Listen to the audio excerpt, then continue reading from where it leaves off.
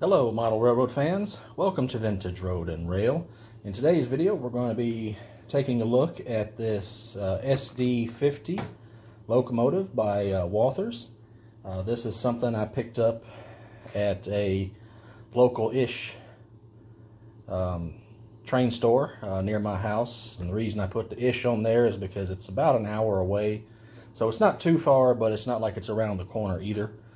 When I went in there they had this one, which is a Chessie System, if you can't tell by the color scheme, and they also had a CSX model. And I thought long and hard about the CSX model because that's kind of what I like to run on my home layout, but I just couldn't turn this one down. I just really like the colors of it. So anyway, so what we're going to do in this video is we're going to first start with unboxing this, and we're going to get a closer look at the paperwork that's inside, the detail, and then we're going to go out to the layout here at the club, and we will test out some of its features, its slow speed, things of that nature. And then I've got a couple boxes of cars, and I figure this should handle 30 cars effortlessly. So we'll start with 30 cars and then work our way up and see if we can get up to, say, maybe 40 or even 50 if I've got enough cars with me. But realistically, I doubt you're going to pull that many cars with one locomotive, but it's just kind of interesting to see how well we pull there. All right, well, let's first take a look at the packaging, and there's not a lot to see. We've got in our window here our locomotive, and like I said, this is an EMD SD50. Yeah, this is Chessie System, and the engine number is 8570, and there's really not a lot to see on the packaging. I'm just going to kind of flash it around, let you see. And on the back, I miss the days of the old 70s and 80s trains when you would get little product advertisements on the back of them, you know, other locomotives or rolling stock or whatever. But really about the only information you really get on here is on this end, and we can see it's an EMD SD50 locomotive. Chesapeake in Ohio, number 8570, and this is a Chessie System CNO. Alright, so that's a look at the box. So let's go ahead and get her opened up. Shake everything on out of here. Set the box to the side. This paperwork stuck to the bottom. Alright, so we don't have a lot of paperwork in here, so let's just see what we have. This is, I failed to mention, a DCC with sound locomotive, and it's ESU, digital sound. So we've got some information about the DCC and sound operations. And if we open it up, you just get some information about what sounds it has, CV control. It doesn't list a lot of sounds. I kind of thought there might be more, but I have not dived into it to see what's there, possibly beyond just what's listed in this paperwork. And then we've got the standard Walthers Mainline information you get with all the locomotives. Basically, welcome you to Walthers. Gives you a little bit of information about what to expect. And on the other side, you just get some instructions, breaking it in, removing the shell, and then you just get an exploded diagram. And that is pretty much it for the paperwork. Not a lot to write home about, but it does give you what you need. Alright, and our locomotive itself is in this styrofoam, so it's good and safe. Should handle a pretty good fall. I'd rather we didn't, but it could handle it. And then we've got this plastic on top. And then the locomotive is wrapped in this really soft, I call it paper plastic because I'm not sure what else to call it, but it's really soft and a nice way to keep your locomotive from getting scuffed up. So let's go ahead and lift the locomotive out and set it aside. And you can see we got a snowplow down there, and that's pretty much it. Alright, and we got some protective foam for the handrails. So I'm going to go ahead and pop that off, or take it out, I guess I should say. That way we can see our detail. Alright, And here is our SD50. It's a pretty long locomotive. I'm having to kind of hold it down pretty close to the table to get it in frame here.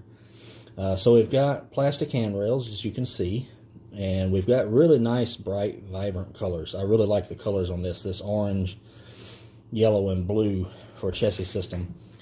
And when I was a kid, Chessie System was always my favorite because I like cats, and so I like the little cat here on the side. So as you can see, this is a C&O, so that makes it Chesapeake in Ohio. And as already mentioned, our engine number is 8570. So we got some detail on our trucks, all molded in, nothing to really write home about. And then we got a little bit of detail here on the tank. And it's got pretty good weight. And we got more detail on this truck. And we got molded in detail for the panel lining and for these vents. That's all molded in. So if we come across to the back, we've got a knuckle coupler. I believe that's a McHenry coupler. We've got number boards. I don't know if the number boards are lit. I don't think they are, but I do know we have a backup light there. And our detail on this side is pretty much identical.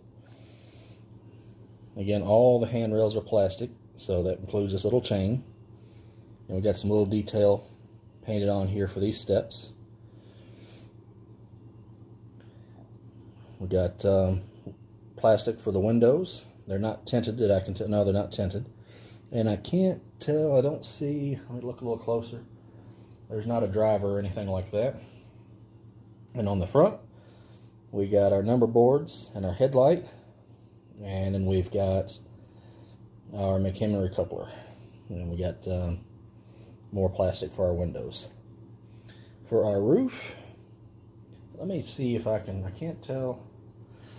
Alright, so for these exhaust fans, I can't tell if I can see through.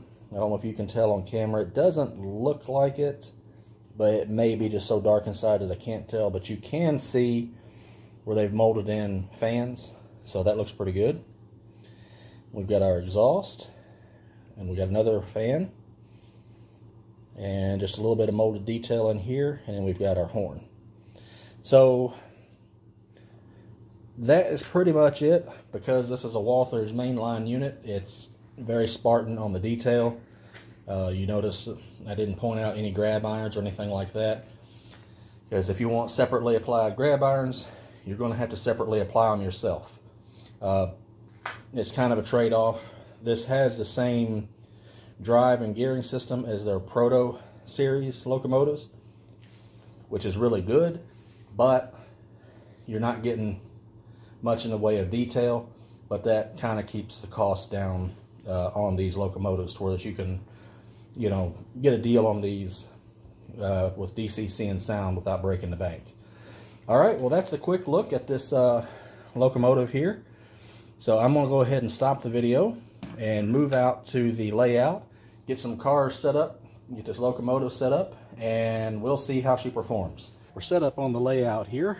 I've got 30 cars lined up, and I've got my locomotive sitting here. So before we start testing pulling any cars, let's kind of take a look at some of the functions that we have here, as well as at slow speed.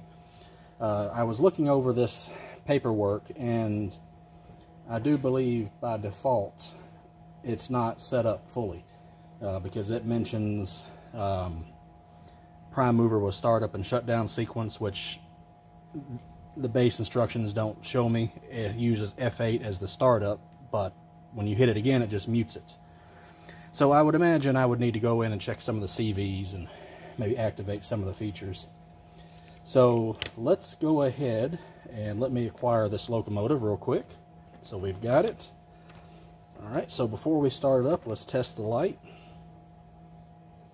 So you can see the light come on, and it is just one light controlling the headlight and the number boards.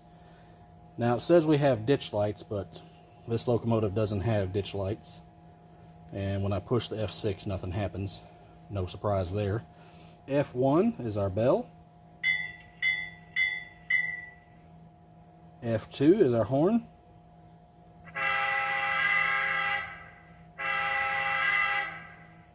Alright, F3 is going to give us a coupler crash sound.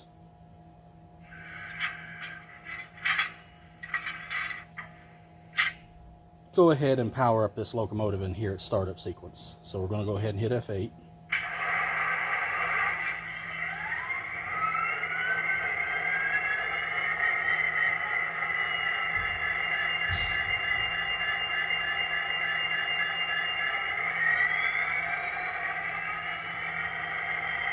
I think that sounds pretty good. I like that. Alright, so let's test that dynamic brake, but it still may not do anything unless we're moving. Nope. And let's check the compressor. Still no. There's no guarantee these are actually active like they say they should be. Alright, so let's test our slow speed. So I've got my control set to 128 speed steps, which should match this locomotive. So let's just hit speed step 1 and see if we start moving.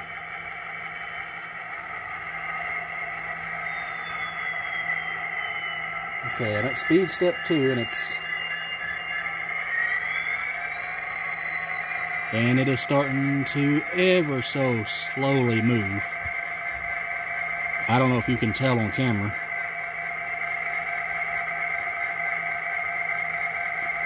Let's go up to 3. At this point, you can probably definitely tell it's moving. This is 4.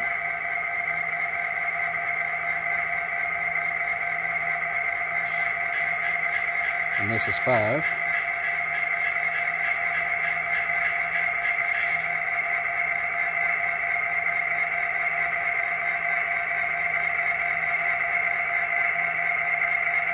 So it has really good slow speed. It looks like it's ever so slightly on the jerky side, but not bad. So this is 10.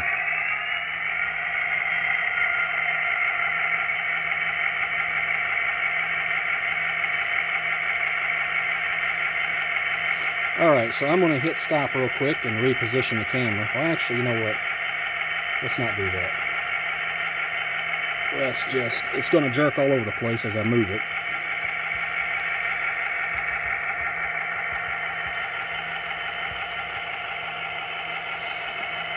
I need to get a tripod that has a smoother movement to it.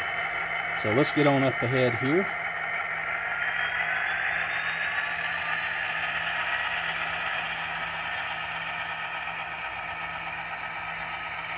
I want to check out our backup light.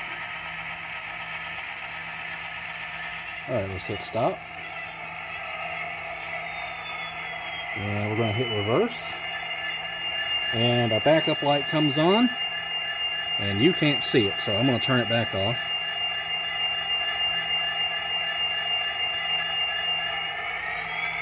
And let me back up to where you can...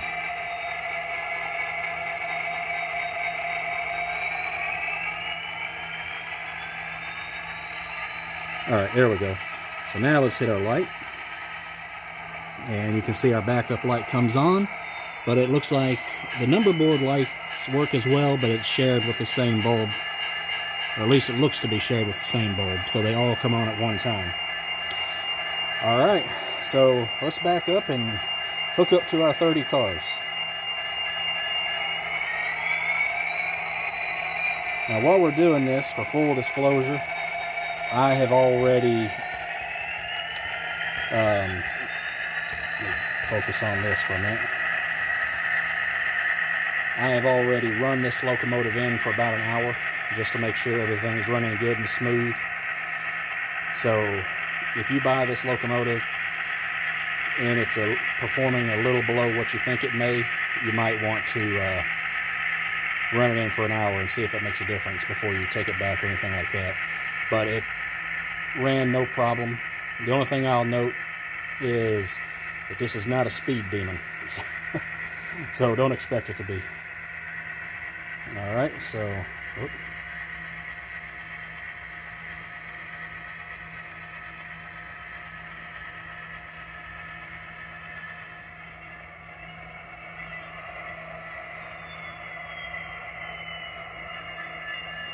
Alright, let's get backed up here. Almost there.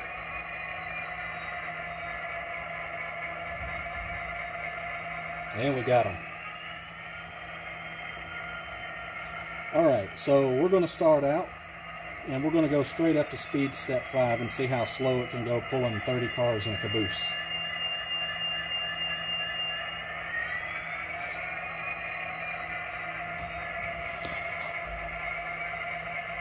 And the locomotive is moving. It looks like it met some resistance and has stopped, so let's go up to 10.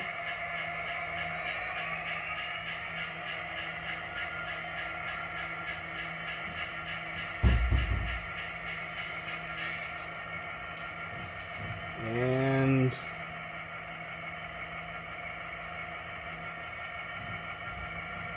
looks like it's slipping a bit. So let's give it some more power at 15. Alright. So we're at 20.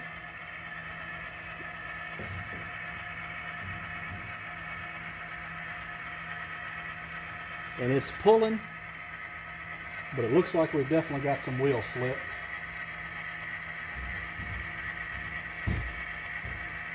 So let's go up to 25, see if it does a little better.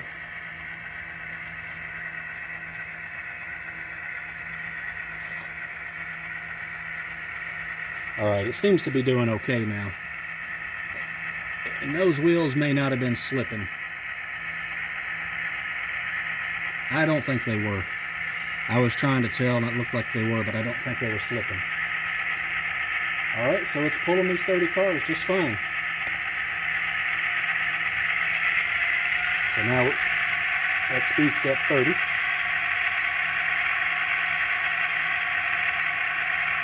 Now, I think I was right. I think it is slipping pretty bad. Either that or something was hung up. Yeah.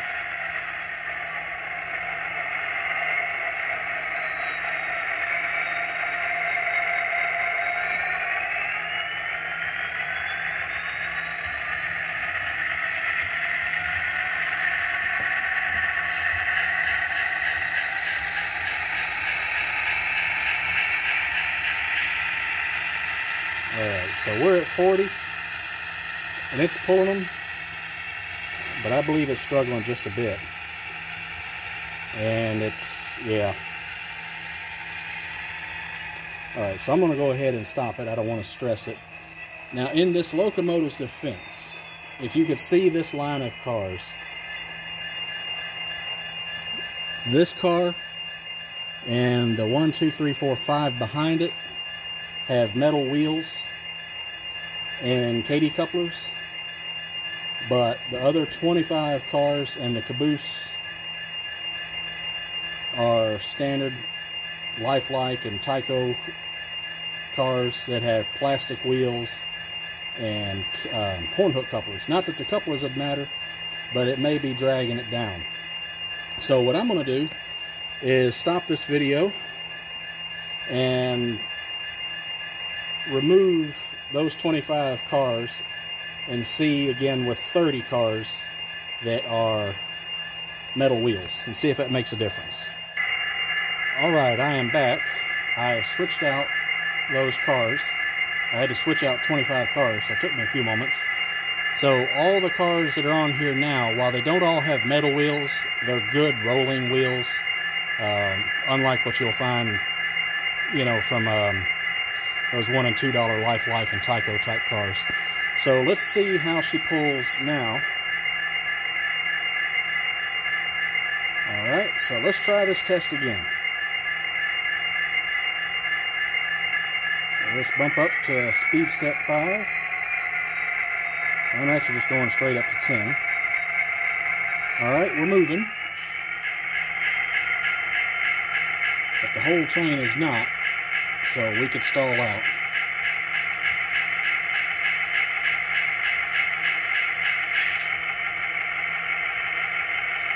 We'll give it a bit more. We're going to go up to 15. And we're almost to a whole train moving.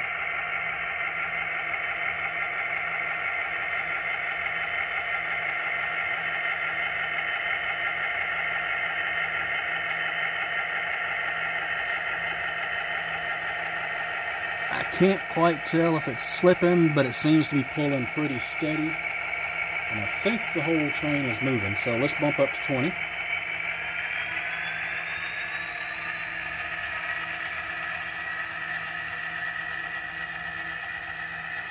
Alright, the whole train is definitely moving now, so at speed step 20, we're pulling 30 cars. Looks like it's doing it no problem. Let's go just a shade faster. And let's stop for a second.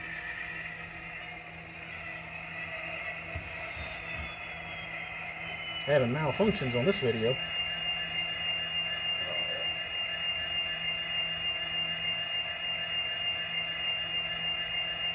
Alright, I think I got that car there. I meant to pull that out. It wants to let go. But we're up to 30. Whole train is moving, no problem. Alright, so as the train goes by, let's just stress the importance of making sure you have good wheels that are free rolling, because those wheels made a huge difference in as to whether this train could pull 30 cars by itself or not. So if you're wanting to go budget on your cars, either swap out your wheels to better wheels, you know, preferably like some Intermountain metal wheels. But if you're not going to do that, just know you may have to go with a little bit shorter train. Alright, well, don't run away just yet, because I'm going to shorten the length of this train and just get a few shots of this locomotive in action around the layout, and then that'll wrap up the video. But until the next video, thank you very much for joining me. And my train cut in half again. I have to get that car off of there. Alright, well, again, thanks for joining me here at Vintage Road and Rail. Happy model railroading, guys. Take care.